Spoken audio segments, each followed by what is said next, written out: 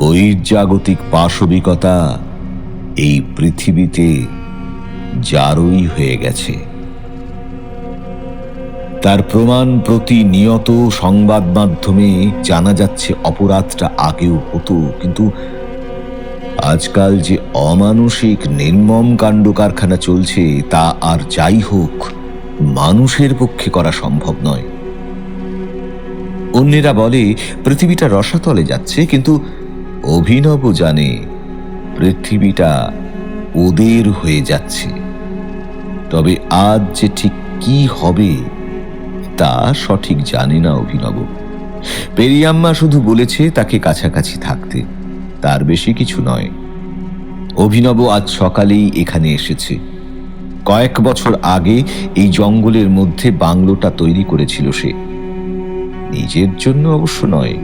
ইচ্ছে ছিল জঙ্গল বিলাসী কোনো খদ্দের পেলেই বেচে দেবে, কিন্তু শেষমেশ এই জায়গাটাই কাজে লাগলো। পেরিয়াম্মা বারবার করে বলেছে, যতটা সম্ভব সুরক্ষিত জায়গায় রাখতে হবে এই ভীষণ দামি সম্পদটা।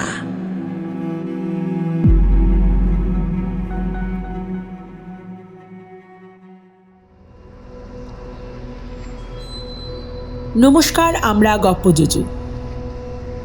গত সপ্তাহে আপনারা শুনেছেন গপ্পজুজু অরিজিনালসের কাহিনী সবুজ আতঙ্কর প্রথম পর্ব। আজকে এই গল্পেরই দ্বিতীয় তথা অন্তিম পর্ব আপনারা শুনবেন। প্রথম পর্বে অভিনব গল্পের নায়ক বা খলনায়ক খুন করেছে তার দুই স্ত্রীকে।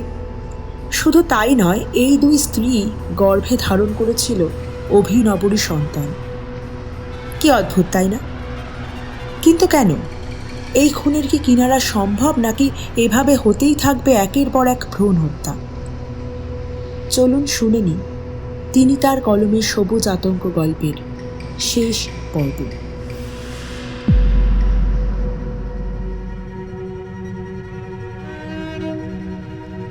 কে কে তুমি? কি হয়েছে? খাবার আবার খাবার নিয়ে এসেছো তুমি? আমি খাবো না, আমার আর ভালো লাগে না। কি হবে খেয়ে? না খেয়ে যদি মরে যেতে পারি সেই সুযোগটা আমাকে দাও। ছাড়ো ছাড়ো, আমি খাবো না বলছি তো, ছাড়ো। কি লাভ তোমার আমার জোর করে খাইয়ে? আমি তো এটাই জানি না যে তুমি কে। তুমি কি আমার কথা শুনতে পাও না? এত দিন ধরে তোমায় এত প্রশ্ন করছি, কেন কেন আমাকে রেখেছো এখানে? কেন তুমি আমার এত যত্ন করো, অথচ আমার একটা কথাও শোনো না? আমার কষ্ট হচ্ছে, অসহ্য অসহ্য কষ্ট। আমি তো কিছুই বুঝতে পারছি না এটা কোন জায়গা, কোথায় রয়েছি আমি। আজ এতদিন ধরে কেন আমাকে অন্ধকারে রেখে দিয়েছো? আর তুমি বা কে?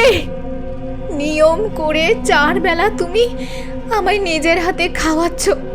আমার যন্ত্রণায় যখন বাঁধ ভেঙে যায় তখন আমি ছটফট করি।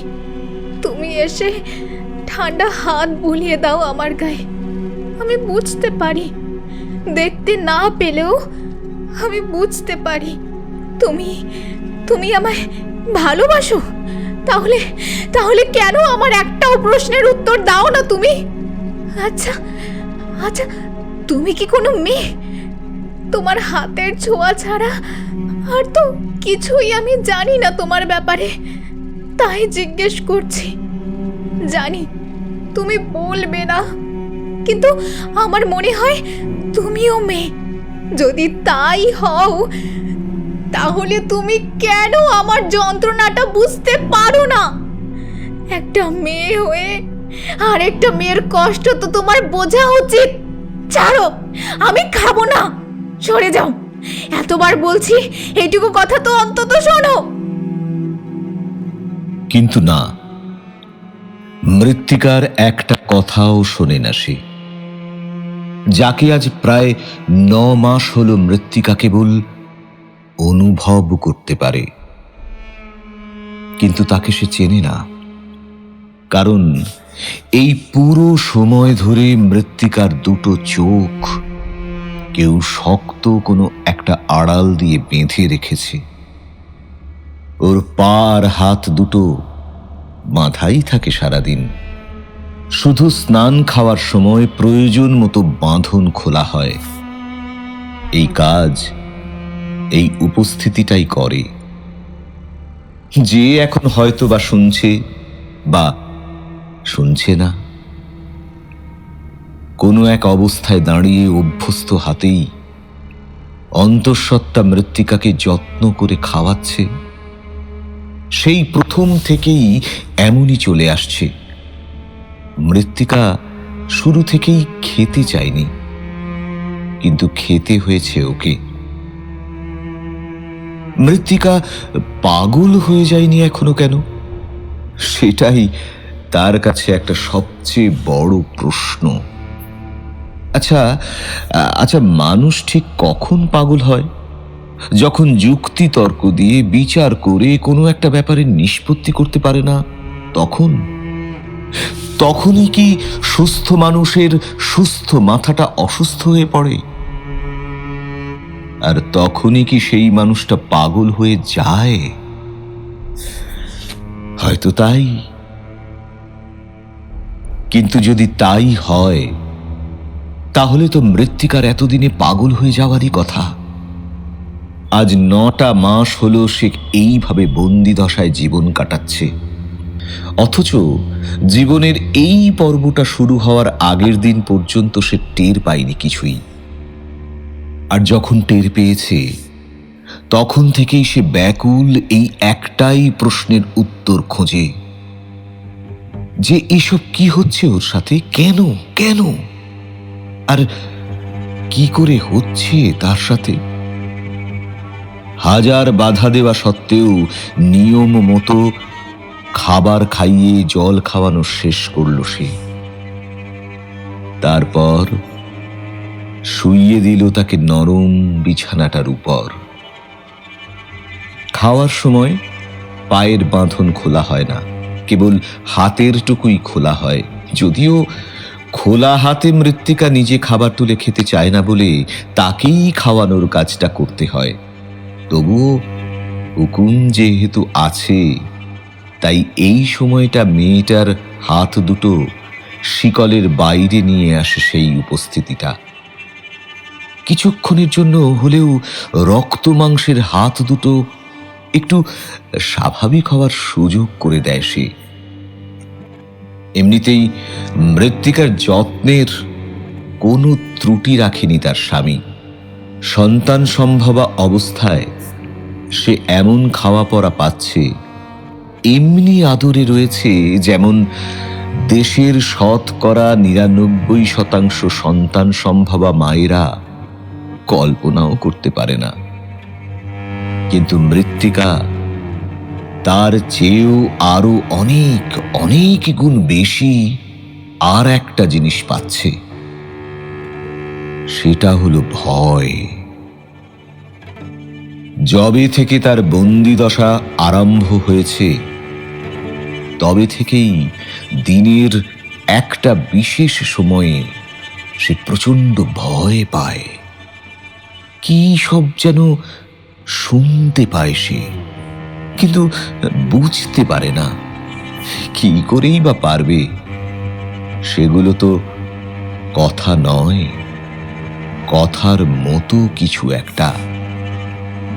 মাঝে মাঝে তার সারা শরীরে সে অনুভব করে তীক্ষ্ণ ধারালো কিছু একটা, বা অনেকগুলো ওই রকম জিনিসের একটানা চলাফেরা ওর পেটের মধ্যে। মাঝে মাঝে এমন যন্ত্রণা করে মনে হয় যেন ওর গর্ভে মানুষের সন্তান নয়, কোনো এক হিংস্র জ্যান্ত পশু বেড়ে উঠছে। সেটাই খিদের তাড়নায় ওরই পেটে বসে ওরই নাড়ি ছেড়ে ছেড়ে খায়, আর ও কিছু করতে পারে না। মাঝে মাঝে মৃত্তিকার ইচ্ছে করে নিজেই কোনো একটা ভারী জিনিস দিয়ে আঘাত করে নিজের পেটের ওপর। সেই আঘাত লেগে যদি পেটের মধ্যে থাকা জীবন্ত রহস্যটা শেষ হয়ে যায়, তবে ভালো হয়। যন্ত্রণার দমক এমনই যে নিজে মা হয়েও গর্ভজাত সন্তানের গর্ভস্থ অবস্থাতেই মৃত্যু কামনা করে, কিন্তু না, সে পারে না। কারণ সে যে এমন করতে পারে এই আশঙ্কা করেছিল কেউ, আর সেই জন্যই তার হাত পা সবই প্রায় সব সময় মোটা মোটা লোহার চেন দিয়ে পেঁচিয়ে বাঁধা থাকে। কিন্তু কেন জানে না মৃত্তিকা।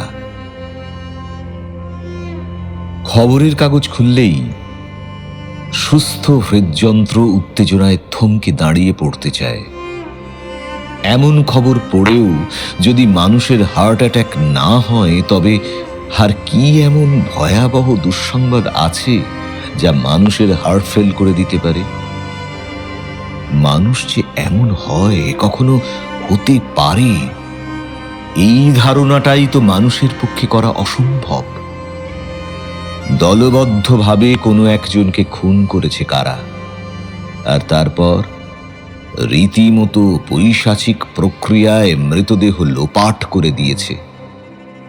বেশি বলার দরকার নেই, শুধু এইটুকুই যথেষ্ট। বাজারের মাংসের দোকান থেকে প্রসিদ্ধ কসাই ভাড়া করে এনে খুন করা মানুষটার মৃতদেহের মাংস কাটিয়ে সেই কিমায় গুঁড়ো মশলা মাখিয়ে সেটা শহরের বিভিন্ন প্রান্তে ছড়িয়ে দেওয়া হয়েছে।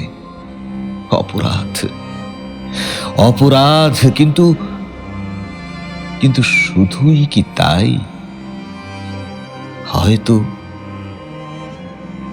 হয়তো নয়। তাহলে সত্যিটা কি? এর যথার্থ নাম এখনো অবধি আমাদের ডিকশনারিতে নেই। একজন মা, সে তার 3 বছরের মেয়েকে কাপড় কাচবার ইলেকট্রনিক মেশিনের মধ্যে ঢুকিয়ে সেটাকে সক্রিয় করে দেয়। বাকিটা বলার দরকার নেই। মাত্র 2 মাসের শিশু সন্তানকে তার নিজের বাবা রান্না করার প্রেসার কুকারে বন্ধ করে জ্বলন্ত গ্যাসে চাপিয়ে দেয়। তারপর আর বলার দরকার নেই। এছাড়াও খুঁটিয়ে খুঁটিয়ে পড়তে গেলে মানুষের রক্ত জল করে দেওয়ার মতো বরফের স্তূপ এক একটা পৈশাচিক ঘটনার বিবরণ ভুরি ভুরি পাওয়া যাবে যে কোনো মিডিয়ায়। পৃথিবীর শতকরা পজিটিভিটির বদলে গেছে, ঢাকা পড়ে গেছে কল্পনা অতীত নেগেটিভিটিতে। মানুষ কেবল চেহারাতেই মানুষ আছে, কেবল ওইটুকু ছাড়া তার সবটুকুই পাশবিক হয়ে যাচ্ছে। কিন্তু না, তবুও তো হচ্ছে না। মোটামুটি শূন্য থেকে শুরু করা অভিনব শিকদার আজ 8 বছরে নিজেকে প্রমোটিং লাইনের সেরা করে তুলেছে। তার আশেপাশে এমন খুব একটা নাম দেখাই যায় না যারা ওর মতো একটা সাকসেস পেয়েছে এই ফিল্ডে। প্রত্যেকটা শহরে অভিনবর স্থাপত্য আছে। এখন বলতে গেলে ও একটা স্বতন্ত্র ব্র্যান্ড তৈরি হয়ে গেছে। অসংখ্য মানুষের দণ্ডমুণ্ডের কর্তাও এখন। বিভিন্ন কোম্পানির বড় বড় পোস্ট ওরই। গোটা দেশেই ওর নামটা ছড়িয়ে গেছে এখন। তবুও শান্তি হয়নি এখনো। পেরিয়াম্মা দারুণ রাগী চেহারা নিয়ে আসে অভিনবর ঘরে। অভিনব সারাদিনের পরিশ্রম আর সারা রাতের পরিকল্পনার মধ্যে 24 ঘন্টায় খুব কমই সময় পায় যখন সে সত্যিকারের ঘুমাতে পারে। এমনই একটা সময় পেরিয়াম্মা এসে দাঁড়ায় ওর কাছে। গা ঘিনঘিনিয়ে ওঠার মতো পেরিয়াম্মার সর্বাঙ্গে ছড়িয়ে থাকা অজস্র সুঁড়ের মধ্য থেকে একটা ঠান্ডা সুর এসে লাগে অভিনবর কপালে। কে? তুই আরাম করছিস এখানে আর ভুলে গেছিস তোর কাজ। ভালো ভালো, মানুষের মধ্যে থেকে তুই মানুষের মতোই স্বার্থপরতা শিখে নিয়েছিস। আমাদের প্রতি তোর দায়িত্ব ভুলে গেছিস? ভুলে গেছিস তোর উন্নতির রসদ কারা জুগিয়েছে? ভুলে গেছিস তোকে শূন্য থেকে সবার উপরে নিয়ে যাওয়ার পিছনে কারা আছে? বেঈমান হয়ে গেছিস তুইও মানুষের মতো, না? আম্মা, তুমি এসব কেন বলছো? কি বেইমানি করেছি আমি? আমি যেমন উন্নতি করেছি ঠিক তেমনি তোমরাও তাই পেয়েছো। আমার কাছে যা চেয়েছো, যখন আমাকে মানুষ বলো না আর যাই হোক। আম্মা, আমি যদি মানুষ হতাম তবে কখনোই নিজের সন্তান সমেত তার মাকে ওইভাবে...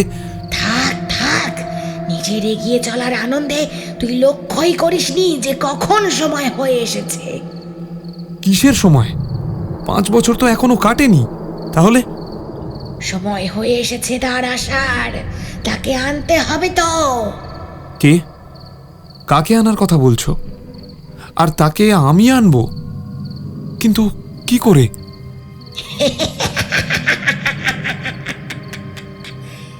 তুই আনবি তাকে, আর একজনকেও লাগবে, কিন্তু কাজটা অত সহজ নয়। আগে সেই একজনকে খুঁজে বের করতে হবে তোকে। কাদের কথা বলছো আমাকে একটু খুলে বলো আম্মা। পেরিয়াম্মা সব কথা বলে অভিনবকে। শুনে এবার অভিনবও হেসে ওঠে। মানুষের গলায় হাসলেও তার হাসিটাও ঠিক মানুষের মতো শোনায় না। বলে, আমায় যা বলবে আমি তাই করব। শুধু আমায় উন্নতির শীর্ষের শীর্ষে নিয়ে চলো। আমি দেখতে চাই পৃথিবীর মানুষগুলো কেমন টাকার লোভে ভুলে যায় তাদের মনুষ্যত্বের কথা। তাই হবে, কিন্তু তুইও মনে রাখিস আর সময় নেই। আজ থেকে ঠিক 11 মাস পর রক্তচন্দ্র তিথি আসছে। 500 বছর পর এই তিথি আসে। আমাদের জন্য এই তিথির গুরুত্ব অসীম। এই তিথিতে আমাদের পৃথিবীর শক্তি বহনকারী দূত আসে মানুষের পৃথিবীতে। জন্ম হয় তার, যার উপর এখানে আমাদের নিয়ে আসার ভার আছে। কোথায় আছে সে আম্মা? তোমার না জানা তো কিছু নেই। আমায় বলো, আমি এক্ষুনি... আমি বলবো না, তোর সঙ্গে তার দেখা হবেই। ততদিন তুই চেষ্টা কর তাকে খুঁজে বের করার। এটা তোর দায়। ভবিষ্যৎ প্রজন্ম অপেক্ষা করছে। এই পর্যন্ত বলেই পেরিয়াম্মা এক চোখ অন্ধকার করে আর এক চোখে লাল দৃষ্টি মেলে অভিনবকে দেখছে। অস্বস্তি হলো অভিনবর। চাহনিটা যেন কেমন অসহ্যকর। কি দেখছো? কি দেখছো আম্মা? দেখছি তুই পারবি কিনা। নিশ্চয়ই পারবো, তুমি চিন্তা করো না। আমি এখন থেকেই কাজ আরম্ভ করে দিচ্ছি। অভিনব আশ্বস্ত করে পেরিয়াম্মাকে। খুশি হয় পেরিয়াম্মা। সাবাস, ঠিক 11 মাস পরই রক্তচন্দ্র তিথি। সময় বড় কম। চোখ খুলে রাখবি সব সময়, ঠিক তোর চোখে পড়বে। দুটো চোখের মনি খোঁজার চেষ্টা করবি।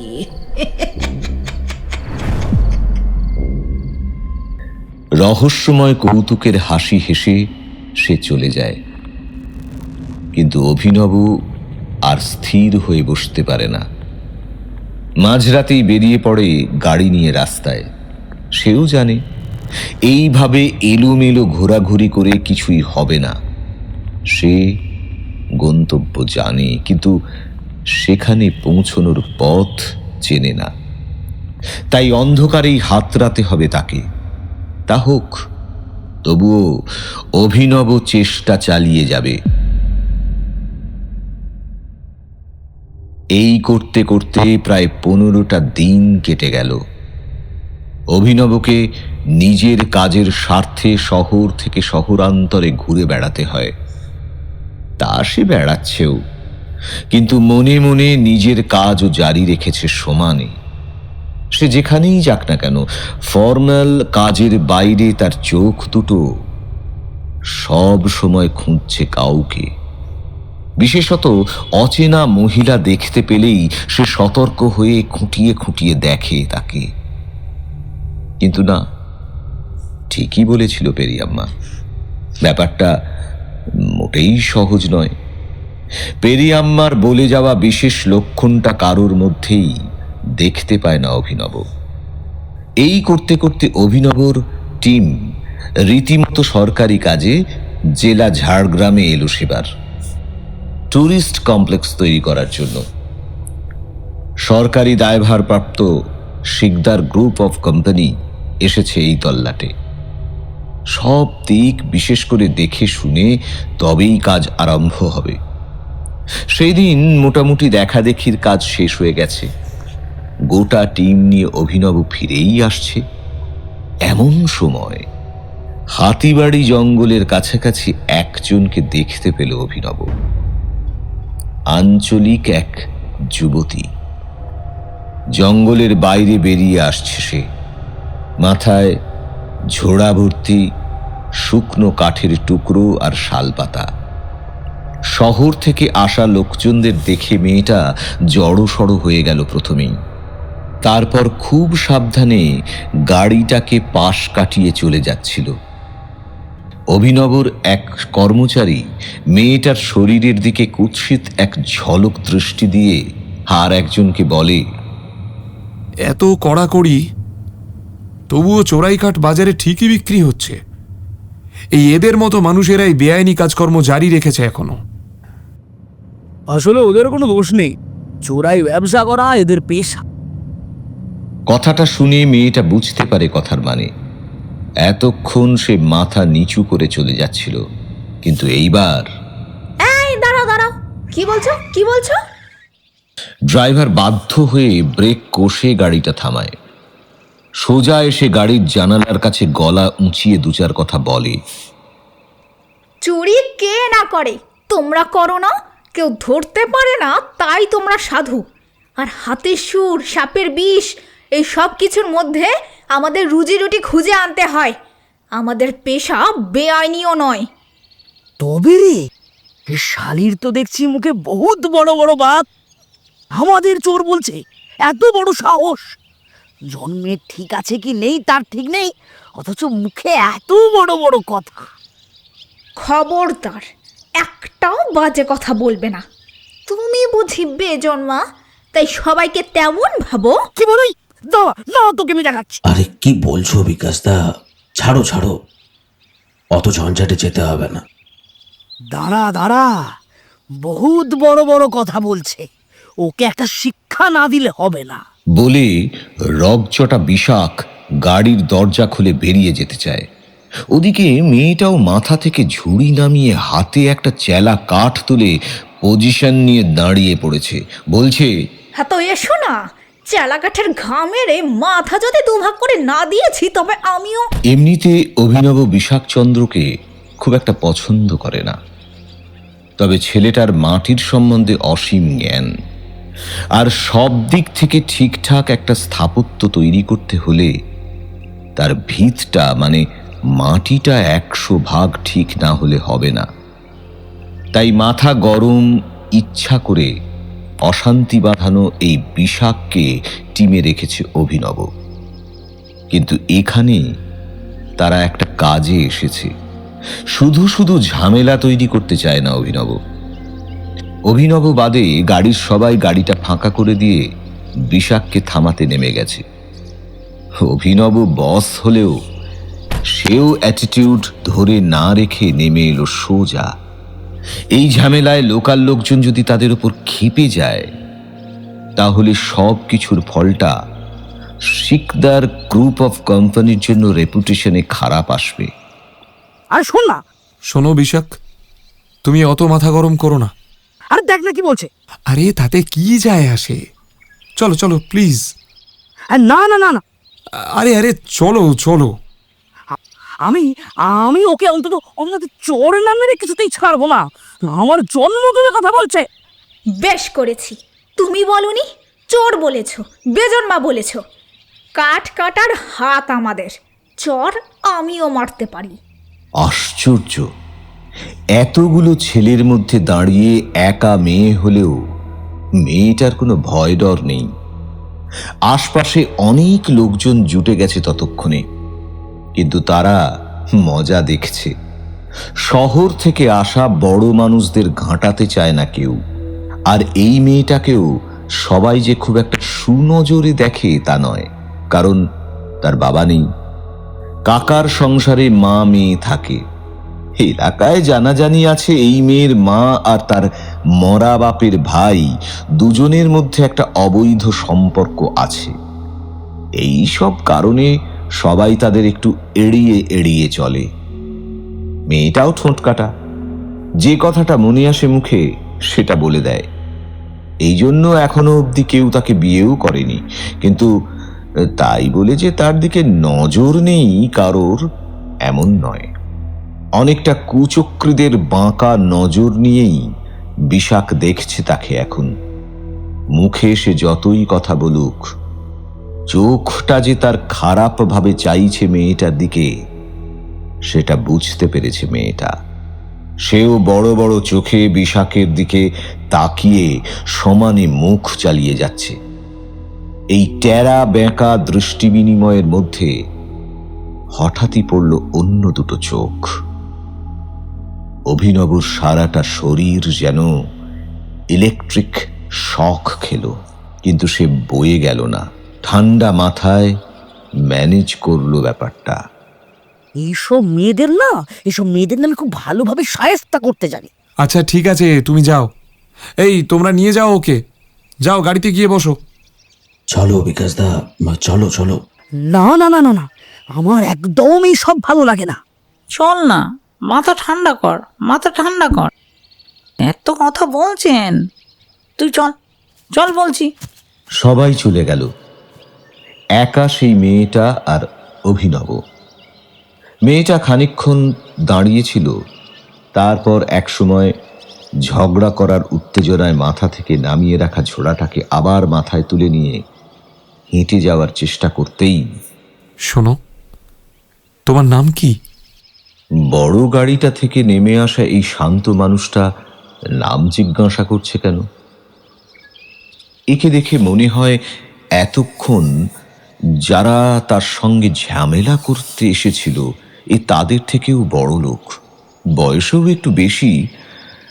গায়ের রং কালো, তবুও চকচক করছে লোকটা। গায়ে অনেক টাকা দামের একটা কোট প্যান্ট টাই, হাতের ঘড়িটা অন্যরকম। মেয়েটা জানে না ওটা এখনকার ট্রেন্ডিং একটা জিনিস, স্মার্ট ওয়াচ বলে ওটাকে।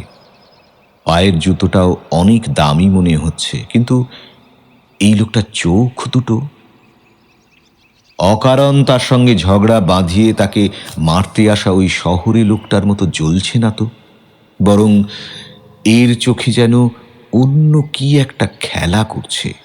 19 বছরের মেয়েটা বশ হয়ে যাচ্ছে নাকি সেই চাওয়ায়? কি হলো? তোমার নাম কি? কোথায় থাকো? বড় বড় চোখে লোকটার চোখের দিকে তাকিয়ে মেয়েটা বলল, মৃত্তিকা, আমার নাম মৃত্তিকা। সামনে অনেক দূরের দিকে হাত দেখিয়ে সে বলল, ওদিকে আমার ঘর। ও, তা তোমার বাড়িতে কে কে আছে? মা আছে আর কাকা। আমায় একবার নিয়ে যাবে তোমার বাড়ি? তুমি কে? আমার নাম, আচ্ছা চলো তোমার বাড়িতে গিয়ে বলছি। আচ্ছা দাঁড়াও। বলে অভিনব পিছন ফিরে গাড়িতে বসে থাকা অবাক হয়ে তাকে আর সেই ঝগড়ুটে মেয়েটাকে কথা বলতে দেখা গোটা টিমকে চেঁচিয়ে বলে যায়, তোমরা গেস্ট হাউসে চলে যাও, আমি একটু পরে আসছি। কোথায় যাচ্ছেন স্যার? কাজ আছে, চলো। বলে অভিনব মৃত্তিকার সঙ্গে হাঁটতে শুরু করে। বিশাখ গাড়িতে বসেই বলে, এখানকার মেয়েরা না অনেক জাদুটোনা জানে। আমরা তো চাকর বাকর, আমাদের দিকে নজর পড়েনি। বড় সাহেবকে দেখতে পেয়ে মন্ত্র পড়েছে, বুঝলে? না হলে এই একটুখানি সময়ের মধ্যেই স্যারের এমন কি হলো যে আমাদের রেখে চলে গেল। হ্যাঁ, কি এমন দেখলেন উনি ওই মেয়েটার মধ্যে? কিন্তু হ্যাঁ, দেখেছিল। অভিনব ওই মেয়েটার মধ্যেই দেখেছিল সেই জিনিস, যেটার খোঁজে সে এতদিন হন্যে হয়েছিল। কিন্তু সেসব তো আর এরা বুঝবে না। বিপুল বাঁকা হাসি হেসে বলল, আর বলতে গেলে প্রায় নিরামিষ থাকা মানুষ, বুঝলি। একটু একটু রিল্যাক্স হতে গেছে। ছাড় না, চল আমরা এবার গেস্ট হাউসের দিকে যাই। এইসব তল্লাটে সন্দেহ বড় খারাপ জিনিস রে। চল চল। হ্যাঁ হ্যাঁ হ্যাঁ, এই শুকলাল, স্টার্ট দাও। নিশীথের কথায় ড্রাইভার স্টিয়ারিং সক্রিয় করে গাড়ির। গেস্ট হাউসে ওরা পৌঁছানোর আগেই কুঠিরে এসে পৌঁছায় এরা দুইজনে। আস্তে আস্তে মৃত্তিকা মানুষটার কাছে এত ভালো ভালো কথা শুনেছে, ভালো ব্যবহার পেয়েছে, যে তাকে আর তুমি নয় আপনি করে বলছে সে এখন। নিজের কুঁড়ে ঘরের সামনে এত বড় মানুষটাকে এনে খুব লজ্জা পেল মৃত্তিকা। বলল, আপনি কি করে এখানে? মানে অনেকটা মাথা নিচু করে ঢুকতে হবে তো? নিচু করেই ঢুকবো, চলো।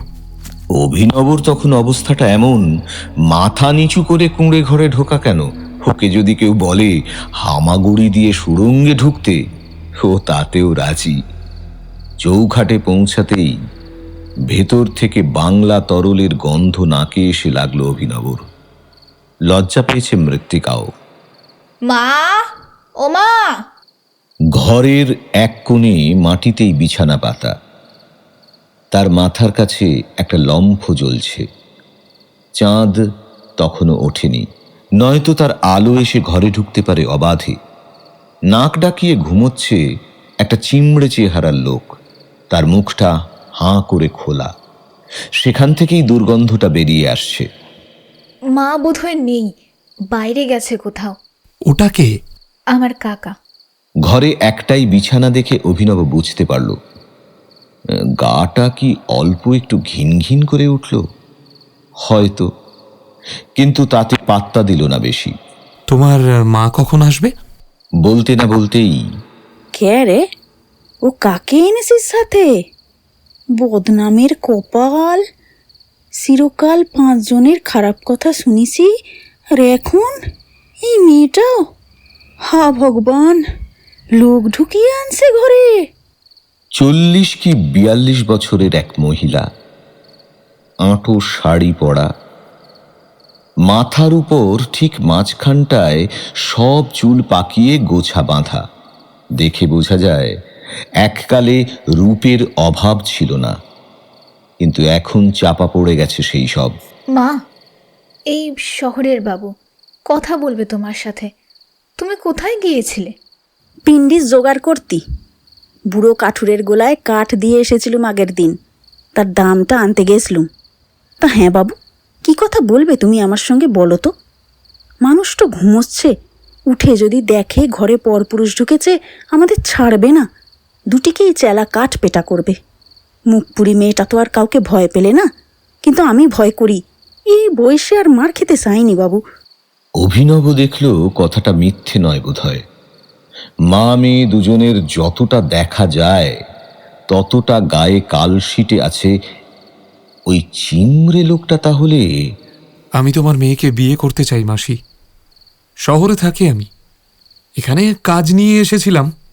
এই জঙ্গলের মধ্যেই কাছেই যে সরকারি মস্ত বাড়ি তৈরি হবে তার কাজ নিয়ে এসেছি। এখানকার গেস্ট হাউসে উঠেছি আমরা। একটু আগে তোমার মেয়ের সঙ্গে দেখা হলো, ওকে ভালো লেগেছে আমার। বিয়ে করে আমার সঙ্গে নিয়ে যাব। মৃত্তিকা পাথর, তার মা মূর্তি হয়ে গেছে ততক্ষণে, কিন্তু কথাটা কানে যেতে ঘুমন্ত মানুষটা একটা বিচ্ছিরি রকম হাই তুলে তড়াক করে উঠে বসে। কে কে বিয়ে করবে? এই এই আমাদের মিতিকে বিয়া করবে। চালাকি পেয়েছ? আমরা কি শহরের মানুষদের চিনি না? ভুলিয়ে ভালিয়ে মেয়ে নিয়ে গিয়ে তারপরে বেচে দেবে বাজারে। বেরো, এক্ষুনি বেরো, না হলে মেরে তাড়াবো। অভিনব চট করে অঙ্ক কষে ফেলে, কারণ তাড়িয়ে দিলেও তার যাওয়ার উপায় নেই। চিমড়ে লোকটাকে অল্প খাতির করেই বলে, দেখো কাকা, তোমাদের মেয়ের বয়স হয়েছে, বিয়ে তো তাকে দিতেই হবে নাকি? আমার ভালো লেগেছে তাই তোমাদের কাছে ভদ্রভাবে চেয়ে নিয়ে যাচ্ছি। এখন তোমরা যদি রাজি না হও তাহলে তো লোকজন দিয়ে তুলে নিয়ে যেতে হবে আমায়, বুঝলে? তোমাদের নামে কিন্তু বদনাম হবে তখন। আর যদি রাজি হও তাহলে... অভিনব পকেট থেকে পার্স বের করে, না দেখেই একটা মোটা এক গোছা নোট ধরিয়ে দেয় লোকটার হাতে। উত্তেজনায় চিমড়ে লোকটার চোখ দুটো চকচক করে উঠেছে। মা মেয়ে দুজনেই থমকে রয়েছে আগের মতোই, বিস্ময়ের উপর বিস্ময়। তাদের অভিজ্ঞতা নেই। ব্যবসায়ী অভিনব পড়তে পারে এই লোকটার মন। হালকা হেসে বলে, বলো এখন তাহলে কি বলছো? আমি কি বলবো সাহেব, মেয়ের মা কি বলে তাই শুনুন। মহিলার দিকে ফিরে অভিনব চোখের ইশারায় জানতে চায় তার উত্তর। মেয়েটাকে ঘরে রাখা যাবে না, যাবে না। 5 জনের কুনজর পড়ছে তার উপর। আমার জীবনটা তো অপরাধ করেই কেটে গেল। আপনি ওকে নিয়ে যান। কারোর বউ হয়ে আমার মেয়ে ঘর করবে এই ভেবেই আমার আনন্দ হয়। ঠিক আছে, আমি তাহলে এখনই বেরিয়ে যাব। তোমরা বোধহয় আমার নাম শুনেছ। তোমাদের এখানে সরকারি কাজ নিয়ে এসেছি, বুঝতেই পারছো আমি খুব ব্যস্ত। আর এমনিতেও ভালো কাজ ফেলে রাখা উচিত নয়। আজ রাতেই বিয়ে করব। আর হ্যাঁ, আমার একটা কথা, স্ট্যাটাস অনুযায়ী আমার আর তোমাদের মধ্যে পার্থক্য আছে। তোমাদের মেয়েকে বিয়ে করছি ঠিকই, কিন্তু তোমাদের সঙ্গে আত্মীয়তা করতে পারবো না। তোমাদের মেয়েকে নিয়ে আজ রাতেই আমি এখান থেকে শহরে ফিরে যাব। আবার আসতে হবে আমায়, কিন্তু ও আর আসবে না। তোমরা নিশ্চয়ই এই কথাটাও মানবে, তোমাদের মেয়ের ভালোর জন্য। কথাটা শুনে মৃত্তিকা মাথা নিচু করে। তার মায়ের চোখে জল। কাকা বলে, কাঁদবার কি আছে, শ্বশুর বাড়ি যাচ্ছে মেয়ে, বড় ঘরে বিয়ে হয়েছে। ঠিকই তো, ঠিকই তো, আমরা কি আর তাদের কুটুম হওয়ার যোগ্য? চুপ চুপ কর, চুপ কর, আর কাঁদিস নে। না গো সাহেব, আমরা রাজি আছি, তুমি মেয়েদিকে নিয়ে যাও। আমি বাইরে গিয়ে দাঁড়াচ্ছি। ও মায়ের সাথে যদি কিছু কথা বলতে চায় শেষবারের মতো বলে নিক, তারপর বাইরে এলেই হবে। অভিনব যেমন মাথা নিচু করে কুটিরে ঢুকেছিল, তেমনি মাথা নিচু করে বেরিয়ে গেল বাইরে। একটু তফাতে দাঁড়িয়েছিল সে। ততক্ষণে রাত হতে শুরু করেছে। ওখানকার এলাকার শান্ত রাতের জঙ্গলে বা তার আশেপাশে যেমন শব্দ হওয়া উচিত, তখনও তেমন শুরু হয়নি। কেবল আশেপাশের ঝোপে ঝাড়ে ঝিঁঝি ডাকছে। অনেকক্ষণ দাঁড়িয়ে আছে সে। মাঝে চাপা কান্নার আওয়াজ শুনেছে। কুটিরের ভিতর থেকে আসছে আওয়াজটা। কাঁদুক। মা মেয়ে গলা জড়াজড়ি করে শেষবার একবার কেঁদে নিক। অভিনবর ঠোঁটে হাসি ফুটেছে। পেরিয়াম্মাও নিশ্চয়ই খবরটা জানতে পারলে হাসবে। নেন, নেন গো সাহেব, আমার মেয়েকে আপনার হাতে তুলে দিলাম। দেখবেন যেন ভালো থাকে। নিশ্চয়ই, চলো। মা এসে মৃত্তিকাকে মাত্র কয়েক ঘন্টা আগে দেখা একটা অচেনা বড় লোকের হাতে তুলে দিয়ে গেল। মৃত্তিকার মনে দুঃখ। নিজের ঘর ছেড়ে পরের ঘরে যাওয়ার সময় যেমন দুঃখ হওয়া উচিত, তেমনি। কিন্তু তার সঙ্গে আর একটা জিনিসও ছিল, সেটা হলো ভয়। সংসারে তার স্বস্তি ছিল না। কাকা মানুষটা ভালো নয়। ছোটবেলা থেকে অনেক কিছুই সে দেখেছে, শুনেছে, যা যুবতী বয়সে পৌঁছে তাকে নিজের ঘরেই নিরাপদ থাকতে দেয়নি। কিন্তু তাও এমন করে সব ছেড়ে চলে যাওয়া একটা অচেনা মানুষের সাথে ভয় তো পাওয়ারই কথা। কিন্তু শেষমেশ আর ভয় থাকলো না মৃত্তিকার। মনে মনে ভাবল, নিশ্চয়ই কোনো জন্মের কোনো লুকোনো পুণ্য ফল ছিল তার, না হলে এমন বর, এমন ঘর তার মতো মেয়ের কপালে হয় না। রাজরানী বলতে যা বোঝায়, ভিখারিনী থেকে সে তাই হয়েছে আজ। বিশাল বড় গাড়ি চড়ে নিজের স্বামীর সঙ্গে জন্মস্থান ছেড়ে কলকাতা শহরে প্রথমবারের মতো এসেছে মৃত্তিকা। টিমের সব কটা লোক চোখ কপালে তুলে দেখেছে। তাদের হেড একটা প্রায় ভিখিরি মেয়েকে গেস্ট হাউসে নিয়ে এসেছিল। তারপর সেখানেই লোকজন মারফত একটা পুরুত জোগাড় করে নম করে বিয়ে করেছে সেই মেয়েটাকে। মদের ফোয়ারা ছুটেছে সেই রাতে, বিয়ের সেলিব্রেশনে। বিশাখ উত্তেজনা ধরে রাখতে পারেনি, বসের আড়ালে কলিগদের বলেছে, এই ভাই, এটা কি? আমরা ভেবেছিলাম লোকটা ফুর্তি করতে যাচ্ছে, আর এই একেবারে বিয়ে করে ছাড়লো। হ্যাঁ, এটা কি? আসলে লোকটা একটু বিয়ে পাগল গোছের, বুঝলে? আগেও তো শুনেছি দুবার বিয়ে করেছে, বউ টিকেনি, তাই আবার একটা ট্রাই আর কি। আগের বউ দুটো তো লাপাতা হয়ে গেছে, তাদের ব্যাপারে আমরা বেশি কিছু জানিও না। এমনিতেও অভিনব শিকদার লোকটাকে কেউ ঘাঁটায় না, কারণ সময় সময় সে যেন বড্ড অমানসিক হয়ে ওঠে। তার চোখে মুখে ব্যবহারে প্রমাণ পায় ব্যাপারটা। কাজের সূত্রে অনেকেই সঙ্গে থাকে তার সব সময়, কিন্তু খুব একটা মাখামাখি কারোর সঙ্গেই নেই। বয়সের আগে দুবার বিয়ে হয়েছিল, বুঝলে, বেশ কিছু বছর আগে। বউগুলো জাস্ট উবে গেছে। থানা পুলিশও নাকি হয়েছিল, কিন্তু পরিণতি বড়ই অস্বচ্ছভাবে চাপা পড়ে গেছে।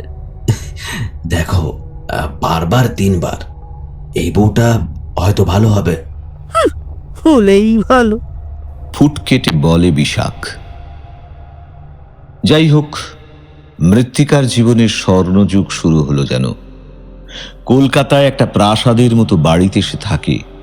চারবেলা এমন সব খাবার দাবার খেতে পায় যার নামটুকু সে শোনেনি আগে। শাড়ি, গয়না, তেল, সাবান, সব কিছুতেই তার সৌভাগ্য প্রকাশ পাচ্ছে সব সময়। নিজে থেকে একটা কাজও করতে হয় না, এক গ্লাস জল ধরে দেওয়ার জন্য মাইনে করা কাজের লোক আছে। এক সপ্তাহ কেটে গেল তার স্বামীর সংসারে। অবশ্য সবকিছু থাকলেও যার হাত ধরে সে এখানে এসেছে, মানে তার অভাবনীয় রকম ভাবে পাওয়া স্বামী, সেই মানুষটা বাড়িতেই থাকে না। সারা দিন সে খুব ব্যস্ত। বাড়িতে থাকলেও সব সময় কানে ফোন। তবে সে খুব ভালোবাসে মৃত্তিকাকে। গেস্ট হাউসের রাতটায় মৃত্তিকা সবচেয়ে বেশি পেয়েছিল তাকে। সে তখন বলেছিল, দেখো, আমি খুব ব্যস্ত থাকি, তোমাকে হয়তো সেভাবে সময় দিতে পারবো না, কিন্তু তোমার কোনো অযত্ন হবে না। আমায় শুধু একটু বুঝো, তাহলেই হবে। মৃত্তিকা কি বলবে? এমন সময় কি করতে হয়, কি বলতে হয়, কিছুই জানে না সে। তার 19 বছরের জীবনে এমন একটা স্বপ্ন সে কখনো দেখেনি। যে ঘটনা এখন ঘটছে তার সাথে, সে কেবল বড় বড় চোখে তাকিয়ে থাকে তার থেকে 1000 গুণ বেশি বড় মানের মানুষটার দিকে। অভিনব চোখ সরাতে পারে না সেই চোখ থেকে। বেডরুমের দরজা বন্ধ, আলোটা জ্বলছে, কিন্তু তার জ্যোতি অসহ্য নয় চোখে।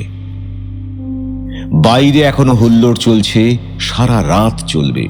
সবকটা বেহেড মাতাল হয়ে গেছে বসের বিয়ের আনন্দে। আর তারই দেওয়া স্পেশাল পার্টিতে আকণ্ঠ দামি পানীয় গিলতে পেরে অভিনব এগিয়ে এসে জড়িয়ে কাছে টেনে নেয় মৃত্তিকাকে। মৃত্তিকার চোখ দুটো যেন কেঁপে ওঠে। অভিনব তার দুটো চোখে দুবার দুটো চুমু দেয়। মনে মনে ভাবে, এই চোখ দুটোর জন্যই তো সে এতদিন হন্যে হয়ে উঠেছিল। হ্যাঁ, বাইরের কাজের অছিলাতেই ঘুরেছে, কিন্তু আসলে তো সর্বক্ষণ চালিয়ে গেছে ভেতরের কাজ।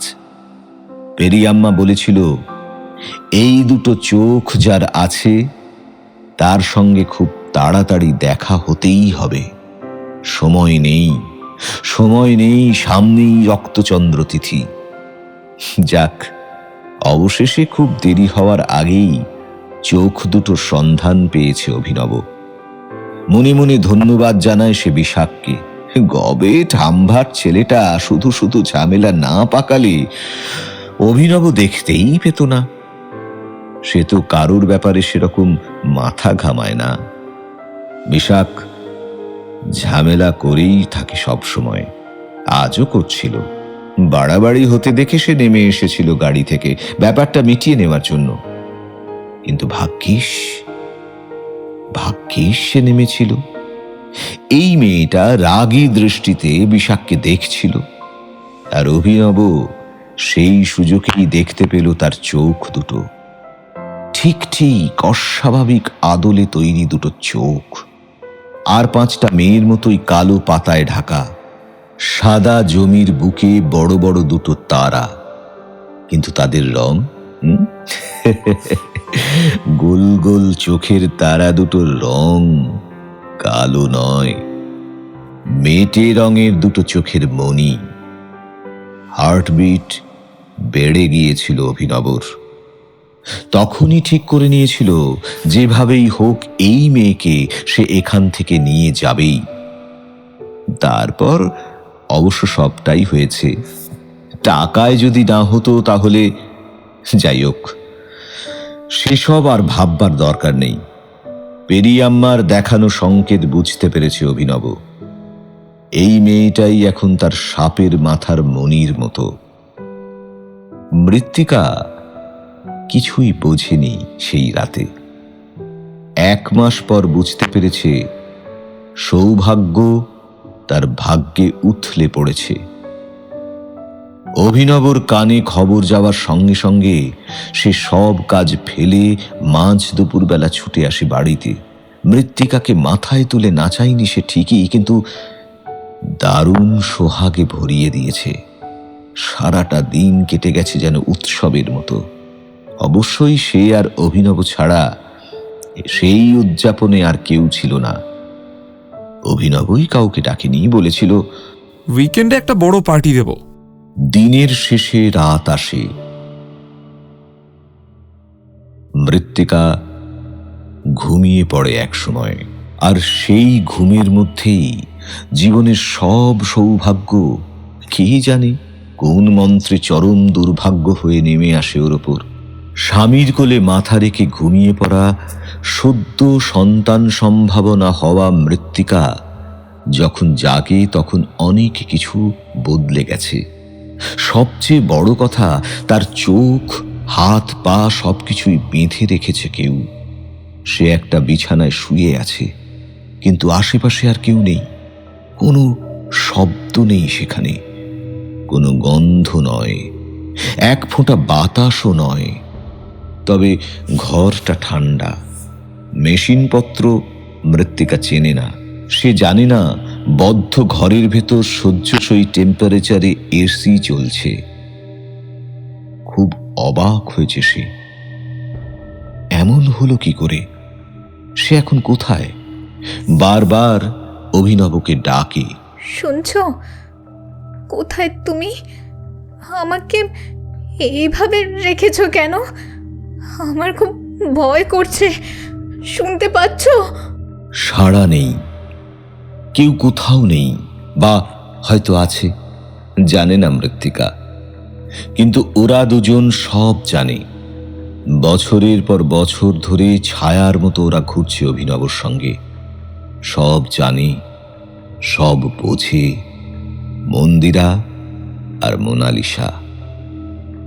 কিন্তু কিছুই করতে পারছে না ওরা। কিভাবেই বা পারবে? এই নতুন মেয়েটা শয়তানটার শিকার হওয়ার পরই ওরা দুজন একসঙ্গে চেষ্টা করেছে মেয়েটাকে সাবধান করবার, কিন্তু পারেনি। সব সময় সবাই তাদের দেখতে পায় না, আর যখন পায় তখন দেরি হয়ে যায়। কিন্তু এভাবেই কি চলবে?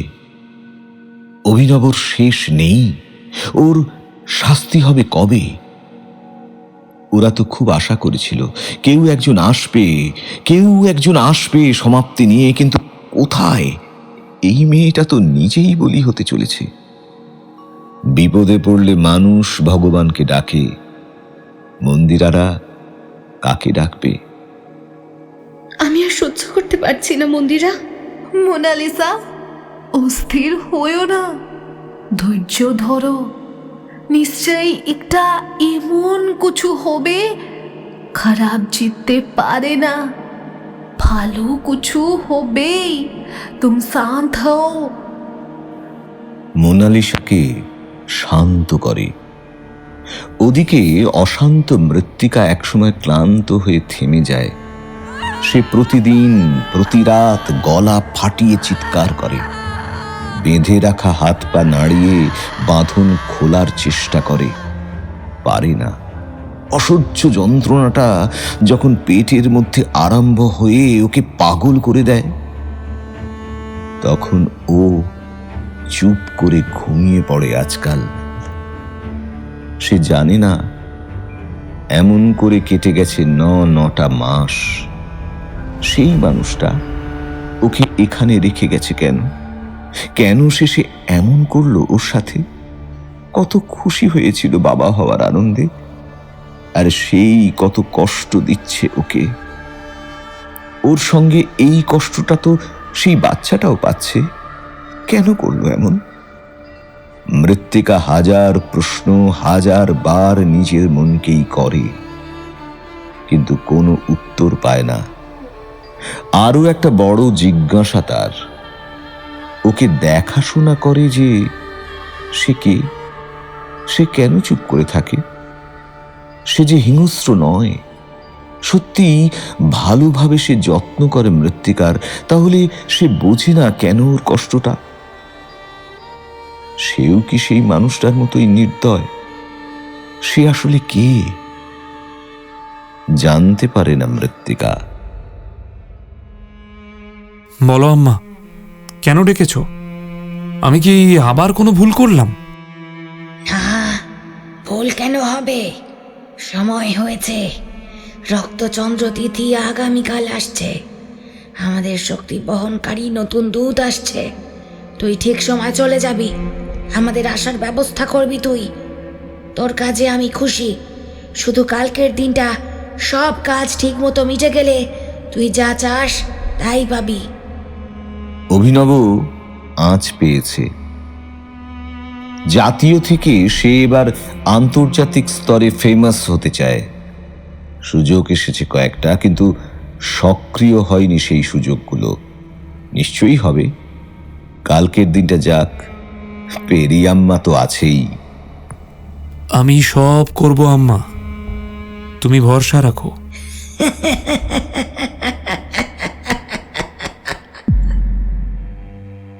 গভীর রাত। ডুয়ার্স জঙ্গলের এক অংশে থমথম করছে অশনি আবহাওয়া। মাথার উপর উজ্জ্বল চাঁদ এখনো হাসছে, কিন্তু খুব শীঘ্রই তার উপর ছায়া পড়তে চলেছে। পৃথিবীর বুকে অপার্থিব রক্ত আবহাওয়ায় ছড়িয়ে পড়বে তখন। বড় সাংঘাতিক এই রাত। চুপ করে প্রহর গুনছে মুহূর্তরা, কিন্তু চুপ করে থাকতে পারছে না। জঙ্গলের ভিতরে কয়েক বছর আগে তৈরি হওয়া একটা বাংলোর গর্ভে পাতালে বন্ধ থাকা সেই ঘরের মধ্যে লোহার চেইন দিয়ে বেঁধে রাখা হাত পায়ের মানুষটা। যন্ত্রণা সে অনেক সহ্য করেছে, কিন্তু আজ যেটা হচ্ছে সেটা তার থেকে অনেক অনেক বেশি। চিরাচরিত কষ্ট, কিন্তু মানসিক নয়, অমানসিক প্রসব যন্ত্রণা হচ্ছে। রাত যত বাড়ছে কষ্ট ততই বাড়ছে। মৃত্তিকা আজ আর চিৎকার করতে পারছে না, শুধু গোঙানি বেরোচ্ছে তার গলা থেকে, আজ পুরো দিন সে খেতে পায়নি। দিলেও অবশ্যই খেতে পারত না। সকাল থেকে শরীরটা বড় বেশি খারাপ। বিকেল থেকে শুরু হয়েছে এরকম প্রসব যন্ত্রণা। সে আজ একবারও আসেনি ঘরে। এত দিনে এই প্রথম সে এলো না। মৃত্তিকা মরতে চায়, কিন্তু মৃত্যু যেন তাকে চাইছে না। রাত এগিয়ে চলেছে, চাঁদের উপর হালকা লাল ছায়া পড়ল। অভিনব ঘরের বাইরে এসে দাঁড়িয়েছে। ভিতরে যাওয়ার তো দরকার নেই। আজ আর জানলা খোলার বা বন্ধ করার দায়িত্ব নেই তার। দরজা খুলে ওরা পায়ে হেঁটে ঘরে ঢুকবে। পেরিয়াম্মা জানিয়েছে, অভিনবর দেওয়া দুটো বলির রক্তে মাংসে তুষ্ট হয়ে ওর স্বজাতিরা এই পৃথিবীর অনেক উপাদান নিজেদের মধ্যে পেয়েছে। উন্নত হয়েছে তারা। অনেকেই চলে এসেছে এরই মধ্যে এই পৃথিবীতে। আর কেউ জানে না, শুধু শুধু অভিনব জানে। বহির্জাগতিক পাশবিকতা এই পৃথিবীতে জারই হয়ে গেছে।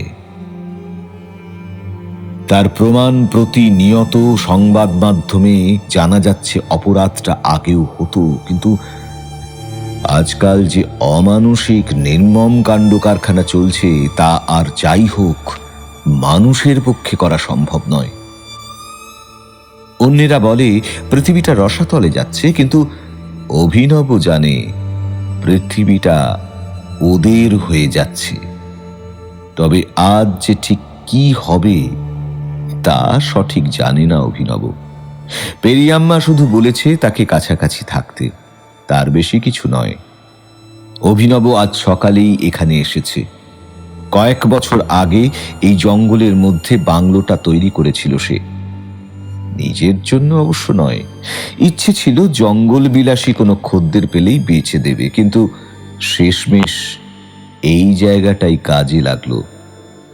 পেরিয়াম্মা বারবার করে বলেছে, যতটা সম্ভব সুরক্ষিত জায়গায় রাখতে হবে এই ভীষণ দামি সম্পদটা। পৃথিবীর মধ্যে আড়াল বলতে সহজেই মানুষের মাথায় আসে জঙ্গল। অভিনব যতই প্রতিপত্তির জোর থাক না কেন, প্রশাসনকে সেও ভয় পায়। কিন্তু সবটাই যদি গোপন থাকে, প্রকাশের কোনো পথই না থাকে কোথাও, তবে আর ভয়ের কি কারণ আছে? এখানে ঘুমন্ত মৃত্তিকাকে একাই নিয়ে এসেছিল অভিনব। টানা 17 ঘন্টা লং ড্রাইভ করে লম্বা ঘুমের ডোজ দেওয়া হয়েছিল মৃত্তিকাকে। ঘুমিয়ে ঘুমিয়ে সে অন্ধকারে এসে পড়েছে। খুব সুরক্ষিত জায়গায় তাকে রেখেছে অভিনব। পৃথিবীতেই রাখেনি, রেখেছে তার পেটের ভিতর। বাংলোর নিচে আন্ডারগ্রাউন্ডে এরকম ব্যবস্থা করা আছে। সেখানেই বন্দি দশা চলছে মৃত্তিকার। কাজটা খুবই গোপনীয়। বিশ্বাসী কাউকে ছাড়া মৃত্তিকার দায়িত্ব কারোর হাতেই দিতে পারছিল না অভিনব। তার পক্ষে তো আর এতগুলো মাস এখানে থাকা সম্ভব নয়। বন্দি থাকলেও মৃত্তিকার যত্নের কোনো ত্রুটি রাখা চলবে না। একজন কাজের মানুষের বড় দরকার, যে প্রশ্ন করবে না কিন্তু কর্তব্য পালন করবে কাঁটায় কাঁটায়। আশ্চর্যজনকভাবে অভিনবর কাছে কাজ চাইতে এলো একজন। এই বাংলোতেই এসেছিল সে। কথা বলতে পারে না, দেখে বোঝা যায় এখানকারই কেউ হবে। অভিনব অপর্যাপ্ত টাকার লোভ দেখিয়ে সব কাজ বুঝিয়ে দিয়েছে তাকে, সঙ্গে ভয় দেখাতেও ভোলেনি। দেখো, বোবার শত্রু নেই, এটা কথার কথা। আমার কাজের ব্যাপারে যদি কেউ জানতে পারে, তাহলে তোমার চরম শত্রুর অভাব হবে না। আমায় তুমি চেনো না, কিন্তু আমি তোমায় চিনে রাখলাম। যা বলেছি শুধু সেইটুকু করবে, তার বেশি বা কম আর কিছু নয়। অভিনবর বলা কথাগুলো চুপ করে শুনেছিল মেয়েটা। সারা শরীরে কোনো গয়না নেই, মাথার চুল পিঠ ছাপিয়ে গেছে, গায়ে একটা অদ্ভুত রকম শাড়ি। এক ঝলক দেখলে মনে হবে সেটা যেন একটা গাছ। ডালপালা বিছিয়ে সবুজ পাতা থরে থরে সাজিয়ে রেখেছে সে তার শরীরে। মেয়েটার চোখের মণি দুটো কেমন অন্যরকম। মৃত্তিকার চোখের মণির রং পেরিয়াম্মা বলে দিয়েছিল, কিন্তু এই মেয়েটার চোখের মণি তার থেকেও আশ্চর্যের। হালকা সবুজ রঙের দুটো মণি মানুষের চোখে এমন মণি হয়? অভিনব পর্যন্ত সেই চোখের দিকে তাকিয়ে বেশিক্ষণ থাকতে পারেনি। মেয়েটা কাজে লেগেছিল সেই দিন থেকেই। অভিনব 2 দিন ছিল সেইবার। মেয়েটার উপর ভরসা করা যায়, সত্যি সে বেশ দায়িত্ব নিয়েই কাজ করছে। আর ভরসা না করে উপায় ছিল না অভিনবর। ভাগ্যক্রমে একজনকে পাওয়া গেছে। অবিশ্বাসীদের মধ্যে অচেনা মানুষটাকে বিশ্বাস করা ছাড়া আর কি বা করার ছিল তখন? টাকা, ভয়, লোভ আর আশঙ্কার মধ্যে বোবা মেয়েটাকে কাজে রেখেই মৃত্তিকাকে যন্ত্রণা ভোগ করতে দিয়ে সে ফিরে গিয়েছিল শহরে। খুব কাছের কয়েকজন কানাকানি করেছিল ব্যাপারটা নিয়ে। অভিনব বলেছিল, আমার বউভাগ্য ভালো নয়, কাউকেই ধরে রাখতে পারি না। এই মেয়েটাকে আসলে ভালো লেগেছিল বলে বিয়ে করেছিলাম, কিন্তু কিন্তু ওদের রক্তে বদনাম আছে। ব্যাপারটা মিটে গেছে ওইভাবেই। অবশেষে এসেছে আজকের রাতটা। আজ অবশ্য এখানে অভিনব একাই আছে। সেই মেয়েটাকে আজই সকালে আরো অনেক টাকার গোছা হাতে তুলে দিয়ে বিদায় করেছে অভিনব। মেয়েটা বিনা দ্বিধায় টাকা গুছিয়ে নিয়ে চলেও গেছে। অভিনবর মাঝে মাঝে অবাক লাগে, কি আশ্চর্য! পেরিয়াম্মা পৃথিবীর বাইরে থেকেও এই পৃথিবীটাকে পাশবিক গড়ে তুলতে চাইছে, অথচ এই পৃথিবীটা অনেক আগে থেকে মনুষ্যত্বহীন হয়ে গেছে। নয়তো নিজে একটা মেয়ে হয়ে কেবলমাত্র টাকার আর ভয়ের জন্য আর একটা মেয়ের এত কষ্ট সামনে থেকে কেউ দেখতে পারে? মানুষকে মনুষ্যত্বহীন করে তোলার জন্য আলাদা করে কোনো এফোর্ট দিতে হয় নাকি? হাসি পায় অভিনবর।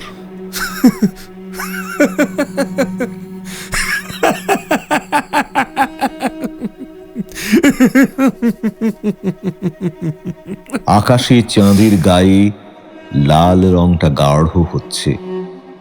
জঙ্গলের এই দিকটা শান্ত। রাতে যারা জঙ্গলে রাজত্ব কায়েম করে তারা আজ বোধহয় কিছু একটা বুঝতে পেরে দূরেই গা ঢাকা দিয়ে আছে। সময় হয়ে এসেছে বোধহয়। বাতাসে সেই চেনা গন্ধটা পাচ্ছে অভিনব। উসখুস করছে সে। ওরা কাছে এলে ওর এমন হয়, ও লক্ষ্য করেছে আগেও। আসলে ও তো ওদের মতোই, তাই বুঝতে পারে কিছু একটা। মাটির নিচের ঘরটার বাইরে দাঁড়িয়ে আছে অভিনব। ওরা এখানেই আসবে। ঘরের ভিতর মৃত্তিকা ছটফট করছে না এখন, একটু আগেই থেমে গেছে সে। তবে শান্ত হয়েও থাকতে পারছে না তো, তাই লোহার চেনগুলো এখনো ঝনঝন করছে যন্ত্রণার দাপটে। হাত পা স্থির রাখতে পারছে না মৃত্তিকা। গলা ভেঙে গিয়ে তার স্বর রুদ্ধ হয়ে গেছে, তাই সে চেঁচাতে পারছে না। চোখের সামনে লালচে রং, জোড়া জোড়া চোখ জ্বলছে। আয়তনে অনেক বড় হয়ে গেছে এরা। হাতের ধারালো ফলাগুলো তুলে অভিনবকে সরে যেতে বলল ওখান থেকে ইশারায়। সরে গেল অভিনব। দরজা খুলে দিয়েছিল আগেই।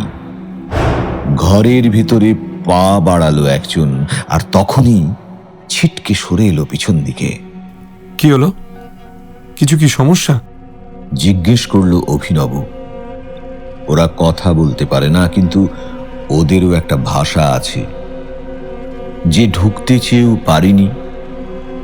তার কাছে সরে এলো বাকিরা। কি যেন বলা বলি করলো নিজেদের মধ্যে। 2-3 জন ঢোকার চেষ্টা করলো আবার, কিন্তু পারল না। ব্যাপারটা কি? ওদিকে চাঁদ ঢাকা পড়তে শুরু করেছে লাল ছায়ার চাদরে। সময় নষ্ট হচ্ছে। অভিনব কি হয়েছে ভিতরে দেখি বলে নিজেই তাদের পাশ কাটিয়ে ঘরের ভিতরে ঢুকলো। কই কিছুই তো নয়। মৃত্তিকা অসারে হাত পা নাড়াচাড়া করছে। বদ্ধ ঘরে ভ্যাপসা গন্ধ, আর তো কিছুই নেই। অভিনব বেরিয়ে এলো বাইরে, আর তখনই দেখতে পেল পেরিয়াম্মার রাগের আগুনে জ্বলতে থাকা ভয়ঙ্কর মূর্তিটা। তার শরীরের প্রত্যেকটা সুর সোজা হয়ে উঠেছে। লাল চোখের কোনা দিয়ে যেন রাগ গলে পড়ছে। ফুঁসছে পেরিয়াম্মা ঘন ঘন নিঃশ্বাসে।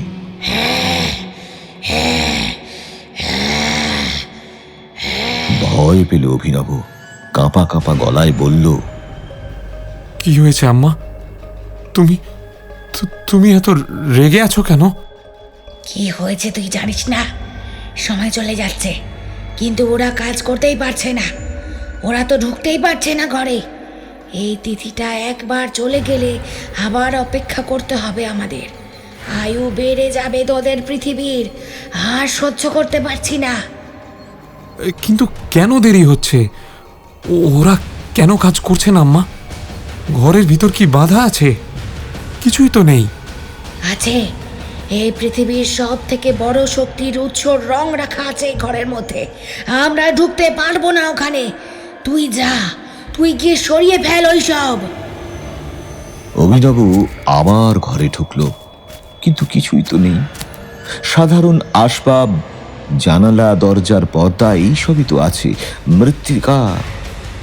মৃত্তিকা তখনও নিঃসাড়ে ছটফট করছে।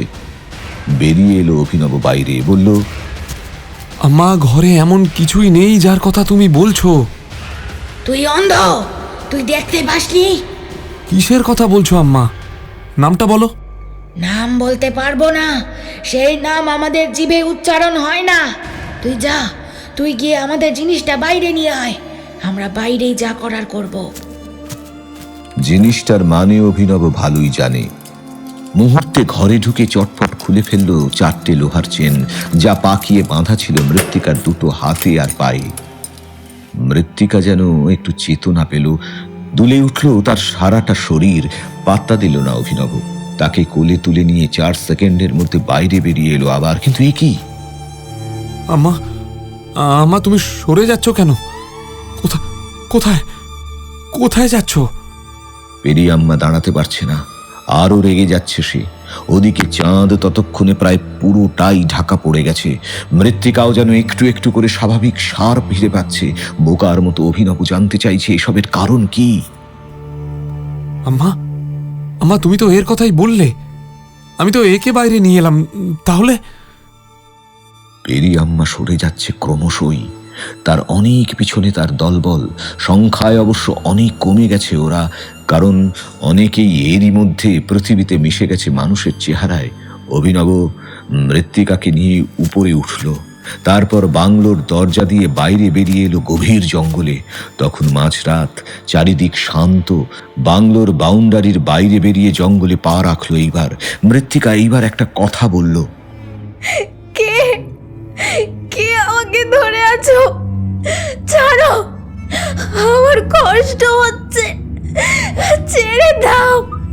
সে দুর্বল কিন্তু নির্জীব নয়। অভিনব কিন্তু তার কথায় কান দিল না।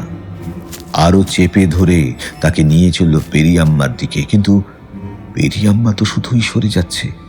এইভাবে চললে সারা রাত, সারা জঙ্গল ঘুরে ঘুরেই কেটে যাবে। আম্মা তুমি যে বললে সময় কেটে যাচ্ছে, তাহলে এমন করছো কেন? কি করতে চাও করো, আমি ওকে এনে দিয়েছি। আমার তো কোনো দোষ নেই আম্মা, কেন এমন করছো? খুলে ফেল ওর শরীর থেকে ওই রংটা। আমরা সহ্য করতে পারছি না। ওটা তো তোদের পৃথিবীর জীবনের রং। আমাদের বিপরীত শক্তির সাক্ষী ওই রংটা। খুলে ফেল ওর শাড়িটা, খুলে ফেল। এতক্ষণে বুঝতে পারল মুহূর্তে মাটিতে নামিয়ে দিল মৃত্তিকাকে। এখানে চাঁদের আলো ঢোকেনি, কিন্তু অদ্ভুত একটা অজানা আলোয় সবকিছুই দেখা যাচ্ছে পরিষ্কার। এই আলোর রং অনেকটা লাল, ঠিক পেরিয়াম্মার পৃথিবীর নিষ্ঠুরতার রঙের মতো। আর সেই আলোয় মৃত্তিকার সর্বাঙ্গে জড়িয়ে থাকা অদ্ভুত সবুজ রঙের শাড়িটা ঝলমল করছে যেন। এই রংটারই আতঙ্কে পেরিয়াম্মারা পিছু হাঁটছে। এই রংটাই তাহলে যত নষ্টের মূল। অভিনব বীর দর্পে মৃত্তিকার গা থেকে ওই রংটা আলাদা করে দিতে গেল, কিন্তু পারল না। আশ্চর্য, মৃত্তিকার শরীরে তো শক্তি নেই, অথচ শাড়িটা কেমন যেন শক্ত করে জড়িয়ে রয়েছে তার শরীর। ছাড়ো, ছাড়ো বলছি, ছাড়ো, না হলে খুব খারাপ হয়ে যাবে। নিষ্ফল শাসানিতে গর্জে উঠছে অভিনব, কিন্তু মৃত্তিকা কিছুই বুঝতে পারছে না, কারণ তখনও তার চোখ দুটো বাঁধাই আছে।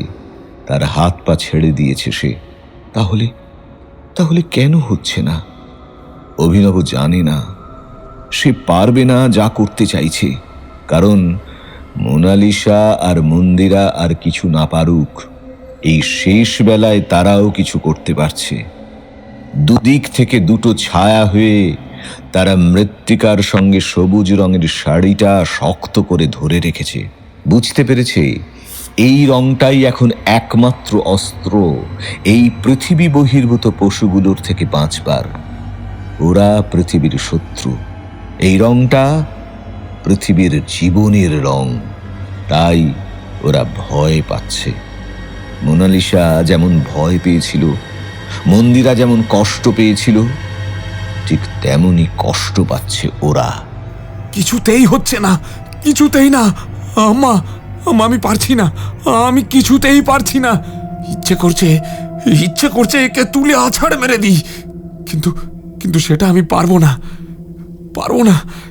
কিছুতেই এর শাড়িটা, এই রংটা সরিয়ে ফেলতে পারছি না আম্মা, পারছি না। খবরদার, ওর মধ্যে আমাদের শক্তির সত্ত্বাধিকারী আছে, তার অপেক্ষায় আছি আমরা। তার ক্ষতি হয়ে যাবে, তোকে ছাড়বো না তাহলে আমি।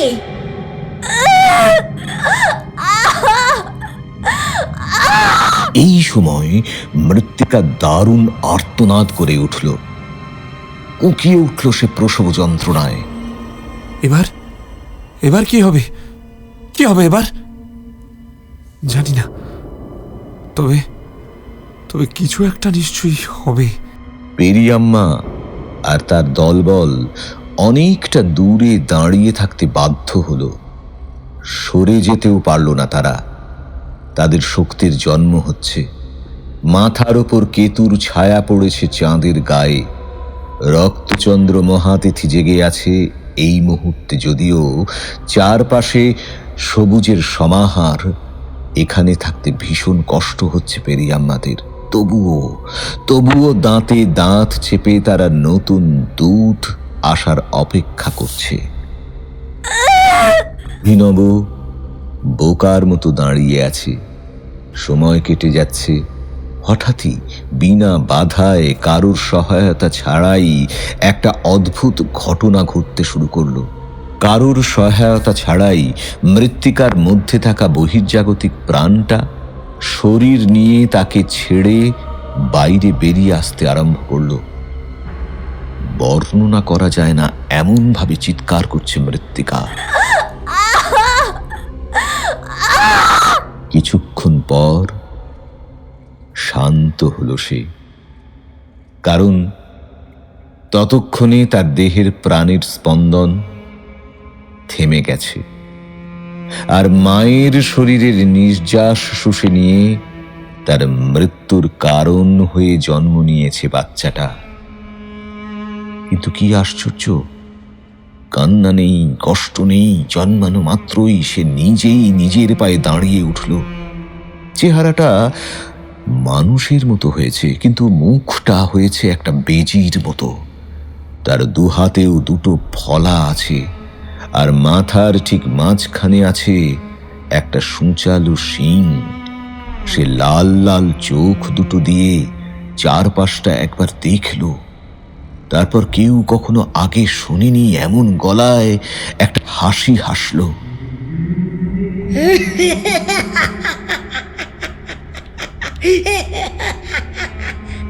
তারপর তারা তাদের দূতের দিকে এগিয়ে আসার আগেই সে নিজেই চলতে শুরু করলো। তবে তাদের দিকে নয়, আশেপাশে দাঁড়িয়ে থাকা সমস্ত গাছের দিক লক্ষ্য করে সে যাচ্ছে। একটা করে গাছের গুঁড়িতে বিঁধিয়ে দিচ্ছে তার দুটো হাতের দুটো ফলা, আর সঙ্গে সঙ্গে সেই গাছটা শুকিয়ে পড়ে যাচ্ছে মাটিতে। বিশাল আয়তনের এক একটা গাছ এক এক সেকেন্ডে ধূলিসাৎ হয়ে যাচ্ছে।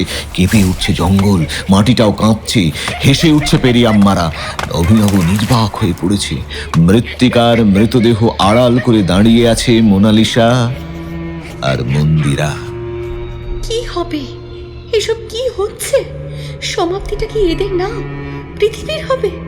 আমাদের পৃথিবীর? জানি না, জানি না, আমি জানি না। আবারও একটা মেয়ে মরলো। মৃত্তিকার মৃত মুখের দিকে তাকিয়ে চোখহীন চোখের জল ঝরালো মন্দিরা। ওদিকে চারপাশের অনেকগুলো গাছ মাটিতে পড়ে গেছে ততক্ষণে। অভিনবর বিস্ময় তখনও কাটেনি। পেরিয়াম্মারা স্বস্তির শ্বাস ফেলেছে। এবার পেরিয়াম্মা এগিয়ে আসে সেই অদ্ভুত প্রাণীটার কাছে, কিন্তু তার আগেই প্রাণীটা ছুটে গিয়ে ঝাঁপিয়ে পড়ে তার উপর। উচ্চতায় সে তখনও এক হাতের বেশি নয়, তাই পেরিয়াম্মার শরীরে থাকা অসংখ্য শুঁড়ের মধ্যে নিচের দিকটার একটা শুঁড়ের ডগা এসে তার মাথার শিংটা জড়িয়ে দেয়। তারপর তাতে মারে একটা মোক্ষম টান। জান্তব আর্তনাদ করে ওঠে পেরিয়াম্মা। কি হয়েছে? কি হয়েছে? তুমি তুমি এমন ব্যবহার কেন করছো? পেরিয়াম্মা বুঝতে পারে ঠিকই তো, 500 বছর অন্তর একটা রক্তচন্দ্র তিথি আসে, আর শত সহস্র বছর অন্তর পেরিয়াম্মার মতন অন্য পৃথিবীর কেউ এ পৃথিবীতে আসে। মানুষের সঙ্গে মানুষের মতো মিশে মানুষের জন্ম দেয়। যদিও তার জন্মটা মানুষের মতো হলেও জীবনটা মানুষের মতো হয় না। আর তারপর হাজার সাধ্য সাধনার পর এমন একটা সংযোগ হয়। জন্ম জন্মান্তরের খিদে নিয়ে এসেছে এই দূত। পৃথিবীটাকেই খেয়ে নেবে সে, এমনই তার খিদে। আর এই ক্ষেত্রে পেরিয়াম্মা আপাতত তার একজন বড় বাঁপের বাঁধি। তারই তো দায় ওর মুখে খাবার তুলে দেবার। কিন্তু এখন কি দেওয়া যায়? পেরিয়াম্মার দুর্ভাবনাটা নিঃশব্দে মন পড়ে বুঝতে পারল প্রাণীটা। শুঁড়ে আরো একবার টান দিয়ে পেরিয়াম্মাকে কাঁদিয়ে সে একটা হাতের ধারালো ফলা তুলে দেখালো তার খাবার। শিউরে উঠল অভিনব। কিছুই সে বোঝে না, কিন্তু বিপদ হতে চলেছে তার। এই কথাটা কোনো কারণ ছাড়াই ভালো বুঝতে পারল অভিনব। পেরিয়াম্মা হেসে ওঠে। দেব দেব তাই দেব বলে আদেশ দেয় তার দলবলকে। জান্তব গোঙানির উল্লাস করতে করতে তারা ছুটে যায়, ধরে ফেলে অভিনবকে। কি হচ্ছে? এটা কি হচ্ছে আম্মা? আমা, এরা আমার সাথে এমন করছে কেন? ছাড়ো, ছাড়ো, ছেড়ে দাও আমাকে। আম্মা, এটা বেইমানি আম্মা। ছাড়ো আমায়, ছাড়ো, ছাড়ো, আমার লাগছে, আম্মা, ছেড়ে দাও। পেরিয়াম্মার অপার্থিব জীবের দল অভিনবকে ধরে আনে সেই ক্ষুধার্ত জীবটার কাছে। আম্মার সুঁড় ছেড়ে দিয়ে জীবটা এবার ব্যস্ত হয়ে পড়ে তার খাবার নিয়ে। অভিনব নড়তে পারছে না। সারি সারি সজ্জেটে চামড়ায় মোড়া বেজির বৃহৎ সংস্করণ ঘিরে রয়েছে তাকে।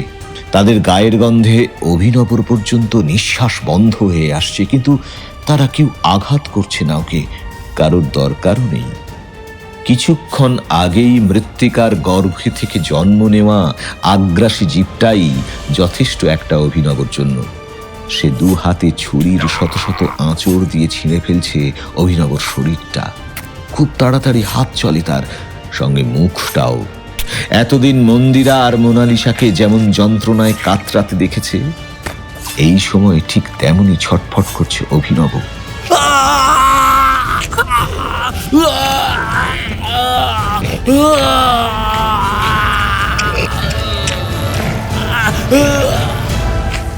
পাশবিকতা করতে কেমন লাগে অভিনব জানে, কিন্তু সইতে কেমন লাগে এখন সে সেটাই জানতে পারছে।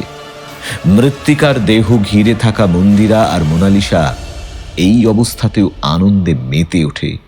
পেরিয়াম্মা হেসে উঠল এবার। সে বলল, পেট ভরে খাও, পেট ভরে খাও। অভিনবর শরীরের নিচের দিকটা প্রায় খুবলে খেয়ে নিয়েছে তারই ঔরসে জন্মানো অপার্থিব রাক্ষসটা। এবার নিজের পেটের চামড়া ছিঁড়ে যাওয়ার যন্ত্রণা টের পাচ্ছে অভিনব। লোভ মিটিয়ে খাচ্ছে জিভটা। তাকে খেতে দেখে বাকিদেরও খিদে পেল। তারা সবাই একসঙ্গে তাকালো পেরিয়াম্মার দিকে। পেরিয়াম্মা বুঝতে পারল। সে বলল, যা তোরা যা, খা খা। জীবিত শরীর নেই, কিন্তু মৃত হলেও মানুষের একটা শরীর আছে। পেরিয়াম্মার আশকারা পেয়ে নৃশংস জীবের দল একসঙ্গে ধেয়ে গেল নিষ্প্রাণ মৃত্তিকার শরীরটার দিকে। মন্দিরা আর মোনালিসা হায় হায় করে উঠল। হায় হায়, মেয়েটার মৃতদেহটা নিয়েও ওরা নরক কাণ্ড করবে? না, কিছুতেই হতে পারে না, কিছুতেই নয়। কিন্তু আমরা আর কি করব? আমাদের তো কিছু করার নেই। চেয়ে চেয়ে দেখা ছাড়া আমরা তো আর কিছুই পারি না, বলে মন্দিরা। তবে কি সবসময় ওরাই পারবে, ওরাই জিতবে? মোনালিসার কথা শেষ হতে না হতেই ঘটনাটা ঘটল। না, ওরা পারবে না, ওরা পারছে না। অবাক হয়ে মুহূর্তের জন্য থমকে গেল নেউলের দল। তাদের লাল চোখে বিস্ময়ের সীমা নেই। মৃত্তিকার মৃতদেহ পিছনে রেখে সামনে দাঁড়িয়ে আছে একটা মেয়ে। কিন্তু কে এলো? কোথা থেকে এলো? এতক্ষণ তো কেউ ছিল না কোথাও। তাহলে বলতে না পারলেও এই সবই কথাই ভাবছে ওরা। কিন্তু ওরা দম্বার মতো জিনিস নয়। একসঙ্গে অনেকগুলো হাত ছুরির আঁচড় বসাতে গেল মেয়েটার শরীরে, কিন্তু একটা আঁচড়ও লাগলো না তার গায়ে। জান্তব জিজ্ঞাসায় বেজে উঠল তাদের গলাগুলো। পেরিয়াম্মা তাকালো এই দিকে, সেও অবাক হলো। এদিকে অভিনব তখন প্রায় মৃত্যুর দরজায়, কিন্তু তবুও তার কৌতূহল মেটেনি। সেও তাকালো এই দিকে। দৃশ্যটা দেখেই ওই অবস্থাতেও সে প্রশ্ন করে ফেলল, কে তুমি? কোথা থেকে এলে? তোমাকে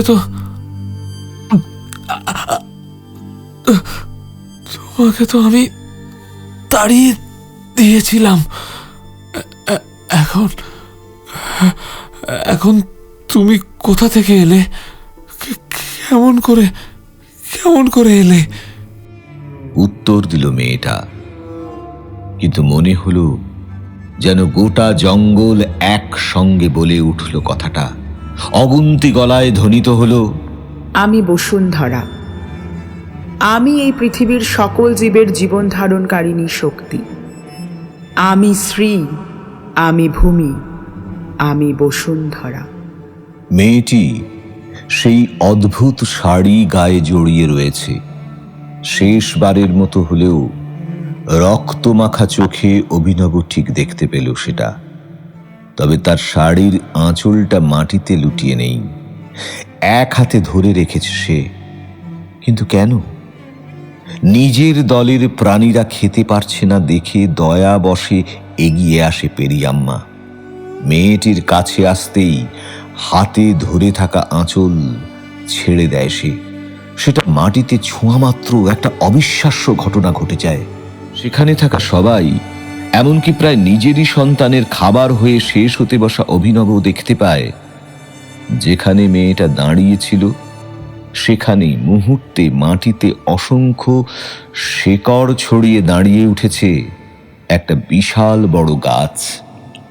ওদিকে আকাশে তখন চাঁদের গা থেকে কেতুর লাল অশনি ছায়া সরে যাচ্ছে। স্বাভাবিক হচ্ছে পৃথিবীর রাত, কেটে যাচ্ছে অশুভ প্রভাব, ফুরিয়ে যাচ্ছে রক্তচন্দ্র তিথি। অস্থির হয়ে উঠল পেরিয়াম্মা।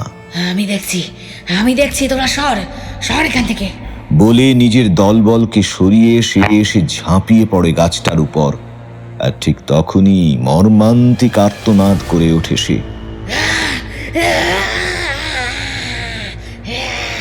তার প্রত্যেকটা সুর, গোটা শরীর সহ নিজের অসংখ্য শাখা প্রশাখা দিয়ে পেঁচিয়ে ধরেছে গাছটা।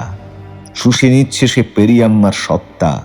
তার এই দশা হতে দেখে পাশবিক রীতি অনুযায়ী আম্মাকে বাঁচানোর চেষ্টা না করে একে একে পালিয়ে বাঁচার চেষ্টা করে সব কটা নেউল। কিন্তু কোথায় পালাবে? সব বিষয়ে দেখে জঙ্গলে যত্রতত্র দাঁড়িয়ে থাকা গাছগুলো অচল নেই, আর সচল হয়ে তারা এগিয়ে আসছে এই দিকে। এক একটা প্রাণী পড়ছে তাদের মুখের সামনে, আর তারা ঠিক একই কাজ করছে সবাই মিলে। মর্মান্তিক আর্তনাদ করতে করতে প্রাণীগুলো গাছের গর্ভে বিলীন হয়ে যাচ্ছে, ঠিক পেরিয়াম্মার মতো। ওদিকে অভিনব তখন মরে যাচ্ছে। ক্ষুধার্ত জীবটার খিদে মিটেছে তার জন্মদাতার রক্তে মাংসে। এবার সে আশেপাশেও নজর দেয়। খাবার পর শারীরিক বৃদ্ধি হয়েছে তার। এখন সে লম্বায় প্রায় 10-12 হাত। মাথায় বাড়ার সঙ্গে সঙ্গে আরো সব দিক থেকেই বার হয়েছে তার। হিংস্রতায় জ্বলছে তার লাল লাল চোখ দুটো। চোখের সামনে তার ভবিষ্যৎ চাকর বাকরদের এইভাবে গাছের পেটে যেতে দেখে রেগে ওঠে সে। আকাশ কাঁপানো হুঙ্কার দিয়ে সে এগিয়ে আসে সেই বিশাল গাছটার কাছে। ততক্ষণে মাটিটা দুলে উঠেছে। দারুণভাবে ভূমিকম্প শুরু হওয়ার মুহূর্তেই অভিনবর হৃৎপিণ্ডটা শেষবার কেঁপে থেমে যায়। জঙ্গলের প্রতিটা গাছ অকল্পনীয় লীলায় মেতেছে। আজ বোধহয় পৃথিবীটা ধ্বংস হয়ে যাবে। না, শেষ হবে না। পৃথিবীর শেষ এখনো অনেক দূরে। আমরা আছি, আমরা নিজেদের উজাড় করে দিয়েছি পৃথিবী আর তার বাসিন্দাদের টিকে থাকার, বেঁচে থাকার ব্রতে। আশ্চর্য! মন্দিরার প্রশ্নে উত্তর দিচ্ছে ওই বিশাল মাপের গাছটা। প্রচণ্ড ভূমিকম্প শুরু হলো। এবার দুলে উঠল সব। কিছুক্ষণ কিছু দেখাই গেল না। ভয়াবহ ঝড় উঠেছে জঙ্গলে। বেশ খানিকক্ষণ এমনই চলল। তারপর শান্ত হলো সব।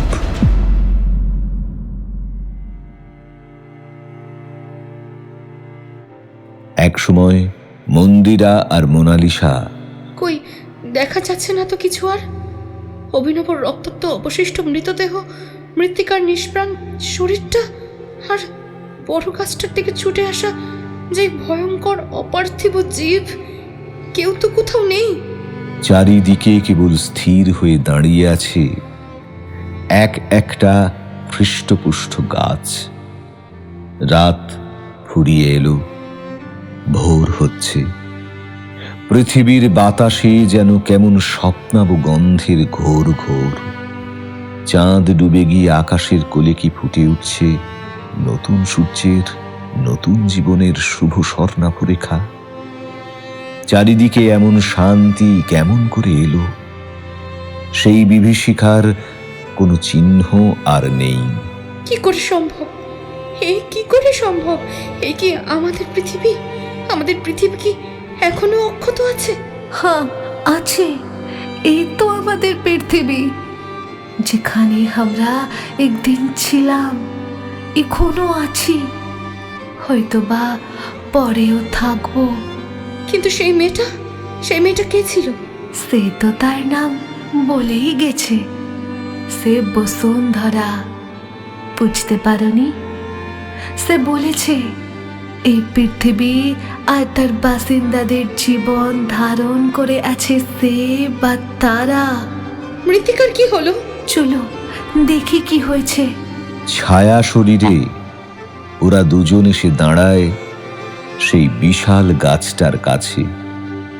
গাছের নিচে মাটির স্তূপ, তবে তারই মধ্যে চোখে পড়ছে একখানি সবুজ শাড়ির আঁচল। জটিল কুটিল শিকড়ের মধ্যে সেই আঁচলটা জেগে আছে। ওটা মৃত্তিকার শাড়ি। মৃত্তিকা কি তাহলে? মৃত্তিকা মাটি, সে আমার বেঁচে থাকার শক্তি, আর আমি তোমাদের বাঁচিয়ে রাখার প্রেরণা। গাছটা কথা বলছে। হঠাৎই গাছের মধ্যে ফুটে উঠল একটা মূর্তি, একটা মেয়ে।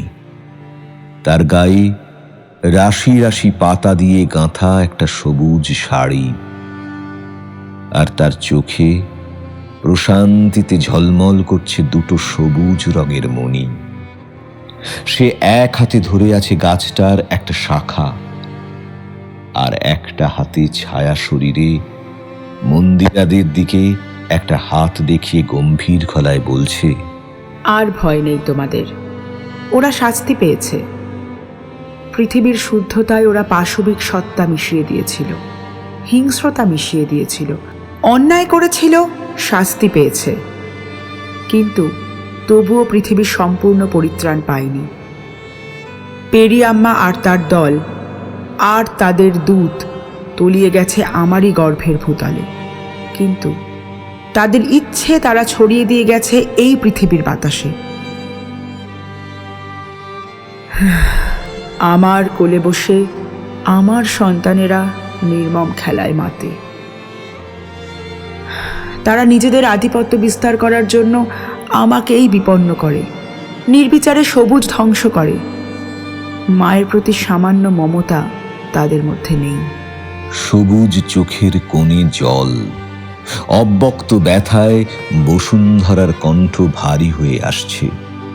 মন্দিরাদের কথা কেউ শুনতে পায় না, তবুও মোনালিসা বলল, কেঁদো না মা, আমাদের কষ্ট হচ্ছে। আমরা সবার হয়ে ক্ষমা চাইছি তোমার কাছে।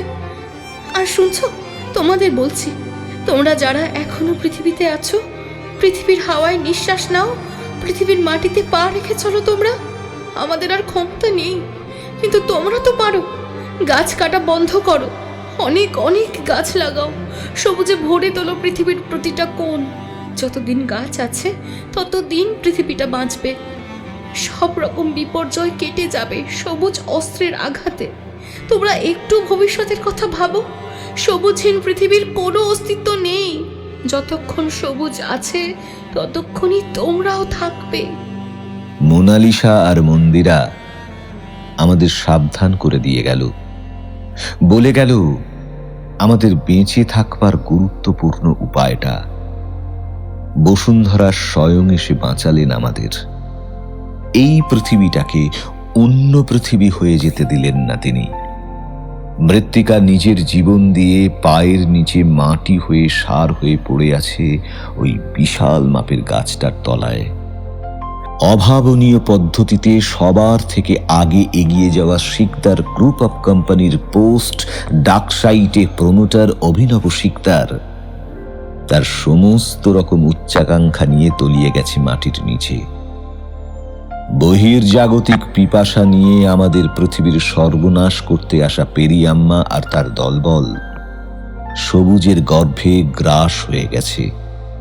সঙ্গে রক্তচন্দ্র তিথিতে জন্মানো তাদের আগামীর কাণ্ডারিও নিশ্চিহ্ন হয়ে গেছে।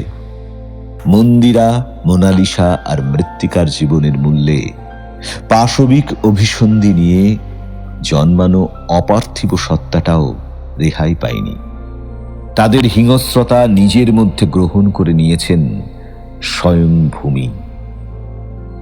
রাত শেষে ভোর হল।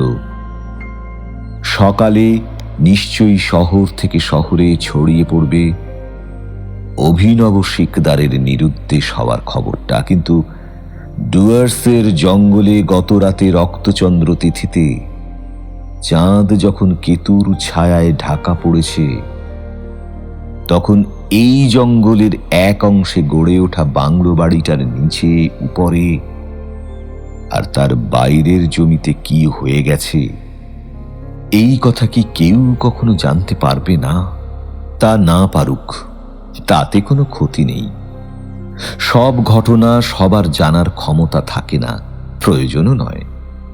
কিন্তু আমাদের ভালো করে জেনে রাখা দরকার, অপার্থিব পাশবিকতা ভয়ঙ্কর হয়েও তারা ভয় পেয়েছে, মরে গেছে, তবুও এড়াতে পারেনি সবুজের আতঙ্ক। তাদের নিজেদের শরীরের চামড়ার রং ছিল সবুজ, কিন্তু তাদের সবুজ অশুভ, আর আমাদের সবুজ শুভ। আমাদের সবুজ সজীব, তাই তারা এই সবুজের আতঙ্ক অনুভব করে। মৃত্তিকার গায়ে শেষ দিন নিজের মতোই একটা গাছের পাতায় বোনা শাড়ি সবুজ করে পরিয়ে দিয়ে গেছেছিল সে, যাকে অভিনব একটা বোবা কাজের লোক হিসেবে মৃত্তিকার কাছে রেখেছিল। সে জানতো না তার আসল পরিচয়। বসুন্ধরা জানত সব, কিন্তু শেষ পর্যন্ত সে কি দেখতে চেয়েছিল? পেরিয়াম্মার দলবল ওই সবুজ শাড়ির আতঙ্কে ঘরে ঢুকেও মৃত্তিকার কাছে যেতে পারেনি। অভিনব পরে তাকে বাইরে আনতেও পেরিয়াম্মা দাঁড়াতে পারেনি তার কাছে। সবুজে যে তাদের বড় ভয়, সবুজে যে তাদের আতঙ্ক, কারণ ওরা পৃথিবীর শত্রু, আর সবুজ রংটা পৃথিবীর বন্ধু। এই পৃথিবীটা বেঁচে আছে, আর তার মধ্যে আমরা বেঁচে আছি কেবলমাত্র সবুজের অনুগ্রহে। পেরিয়াম্মারা মুছে গেছে, কিন্তু আমরা কি নিজেদের ভালো বুঝি? সবুজ কি আমরা বাঁচাতে পারবো? প্রয়োজনে অপ্রয়োজনে সবুজ বলি না দিয়ে আমরা কি একটু চারপাশটা সবুজ করে তুলতে পারি বর্তমান আর ভবিষ্যতের জন্য? হয়তো পারি। সবটাই আমাদের হাতে।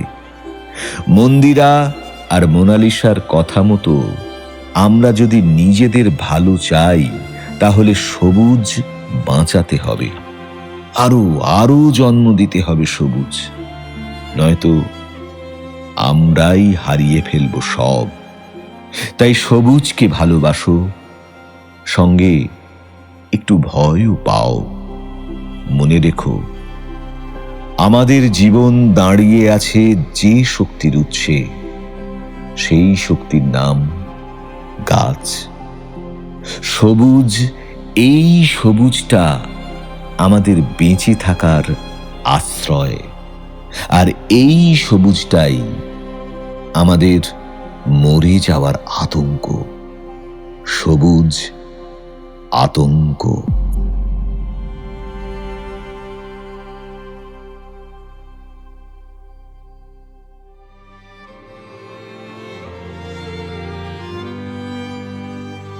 আজ শুনলেন শ্রীনিতার কলমে সবুজ আতঙ্ক গল্পের দ্বিতীয় তথা অন্তিম পর্ব।